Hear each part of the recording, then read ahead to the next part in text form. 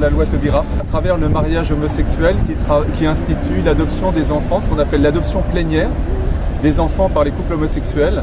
Et cette adoption plénière pose un problème parce que du coup, l'enfant ne saura pas qui est son père, qui est sa mère. Et ça, je considère que c'est absolument intolérable. Ah mais attends, qu'est-ce que ça vous fout que les homos se marient ensemble? Le problème, c'est les enfants. C'est pas les adultes. Hein. Les adultes. Et les enfants, il vaut mieux avoir des enfants heureux dans un couple homo que un couple hétéro où il y a plus de 70% de divorce aujourd'hui, non? Quelque chose de bien à quelque chose de mal, on et va dire. D'avoir des familles monoparentales, quoi. Hein, je suis désolé. Voilà. Mais le problème, c'est les enfants. Voilà. Les enfants, on les aime.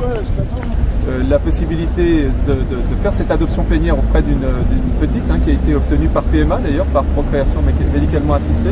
Oui, effectivement, c'est aussi tombé la semaine dernière, le même jour que la décision du Conseil constitutionnel.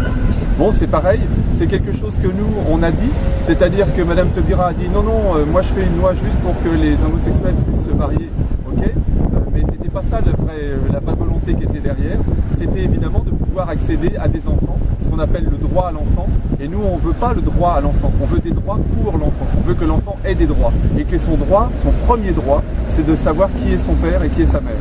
C'est pas un peu comme l'adoption pour des couples hétérosexuels? Ça dépend laquelle. Vous avez l'adoption simple et l'adoption plénière.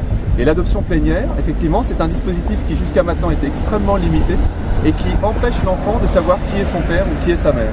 Alors que ici, avec la loi Taubira, ça donne une amplification considérable à ce processus d'adoption plénière. Et nous, on considère que c'est une adoption qui, effectivement, est très grave. Parce qu'imaginez-vous, l'impossibilité de savoir qui est votre mère ou qui est votre père, c'est quand même quelque chose d'insurmontable psychologiquement pour un enfant. C'est notre avis. C'est assez problématique parce que ça range les mères du côté, finalement, de simples fonctionnaires, alors que les mères sont des élus du peuple. Et là, il y a quand même un petit problème. Nous, on estime même un très gros problème. Les maires ont le droit d'exprimer une position différente à travers les électeurs qui les ont élus. Et donc la décision du Conseil constitutionnel, oui, effectivement, pose problème, c'est clair.